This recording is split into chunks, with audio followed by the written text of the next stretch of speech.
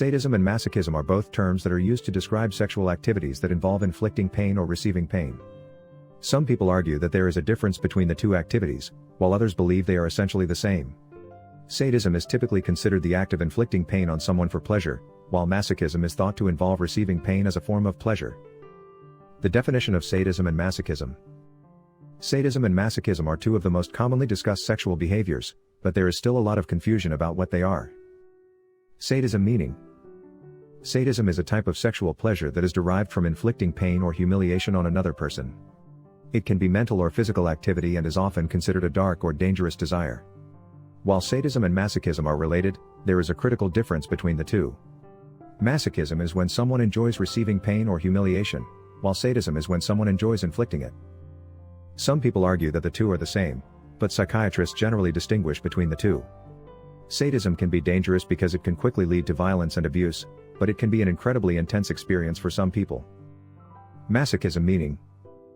Masochism is deriving pleasure from experiencing pain. The pain can be physical, emotional, or mental. It is considered a mental disorder when it becomes compulsive and causes harm to the masochist. Sadomasochism or sadomasochism, often abbreviated SAM, is a sexual practice in which the participants derive pleasure from inflicting or experiencing pain, suffering, humiliation, bondage, and domination/submission in various ways. Some people believe that there is a difference between the two behaviors, with sadism being more harmful and masochism being less harmful. However, this distinction has not been supported by research. Both sadism and masochism can be dangerous if they are not done safely and consensually. It is important to remember that they should only pursue these activities if both partners fully consent and know what they are getting into. The history of sadism and masochism. The history of sadism and masochism is complex and dates back centuries. The Marquis de Sade was one of the first people to discuss sadomasochistic desires in his work, and he has been credited with popularizing these activities. Marquis de Sade was a French nobleman who practiced BDSM and enjoyed inflicting pain on his partners. The erotic fiction writer Marquis de Sade wrote about his orgiastic desire to be tortured. Masochism, on the other hand, was named after Leopold von Sacher-Masoch, an Austrian author who wrote about his desire to be dominated and hurt by women. In the 19th century, a writer named Leopold von Sacher-Masoch was interested in having sex with older women. He was also interested in being humiliated and having pain inflicted on him. He liked to have people beat him up, take his clothes off and tie him up. To him, this was a form of pleasure. This is a type of masochism. The differences between sadism and masochism. Sadism and masochism are two widespread sexual behaviors that are often confused. However, there is a distinct difference between the two. Sadists enjoy inflicting pain on their partners, while masochists enjoy receiving it.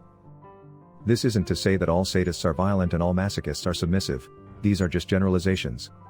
Some people may enjoy elements of both sadism and masochism, or they may switch between the two depending on their mood or the situation. Some people believe that sadism and masochism are two sides of the same coin. After all, both involve inflicting and receiving pain, right? However, experts maintain that there is a clear distinction between the two. Sadism is about power and control, while masochism is about surrendering someone else's will. The types of people who are attracted to sadism and masochism. There are many different types of people attracted to sadism and masochism. Some people may enjoy inflicting pain on someone else, while others may enjoy the sensation of being in pain. Some people may switch between being a sadist and a masochist, while others may only engage in one type of activity. There is no one type of person attracted to sadism and masochism, it can be anyone, regardless of their age, sex, or race. Many different types of people enjoy watching other people have a terrible time. Some people love to torture others, while others just like to see how others suffer. Some people like the sensation of being in pain. Some people get pleasure from seeing others in pain. In fact, some people enjoy inflicting pain on others because they like the feeling of hurting someone else. It can be anyone, regardless of age, sex, or race. The dangers of sadism and masochism. Sadism and masochism, SAM, are two of the most misunderstood sexual behaviors. Contrary to popular belief, SAM is not about abuse or inflicting pain. It can be a very safe, consensual activity between adults who have negotiated boundaries and limits ahead of time. That said, there are some dangers associated with SAM play.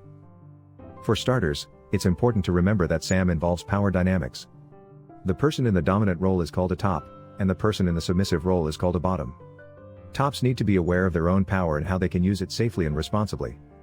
They also need to understand the risks involved in activities such as breath play, flogging, and spanking. Bottoms need to trust their tops completely and communicate any concerns or fears they have.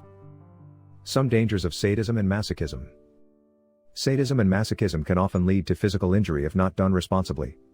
For example, someone who enjoys being spanked could potentially bruise or fracture their vertebrae if the person delivering the spanking is too aggressive. Likewise, someone who enjoys being whipped could suffer cuts, welts, and even severe injuries from a whip if it is misused. While sadomasochism itself is not considered a mental disorder by the American Psychiatric Association, it can signify other mental health issues. For instance, someone who derives pleasure from inflicting pain may have a history of abuse or trauma. Similarly, someone who enjoys being hurt may be struggling with self-esteem issues or coping mechanisms. It is important to remember that sadism and masochism are not healthy behaviors for most people. In conclusion, there is a clear difference between sadism and masochism. Sadism is the act of enjoying inflicting pain on others, while masochism is the act of enjoying receiving pain. Although the two often go hand in hand, they are not mutually exclusive. Some people may enjoy both roles, while others may only enjoy one. Whether you are a sadist or a masochist, there is no wrong way to enjoy your sex life if both partners are consensual and happy.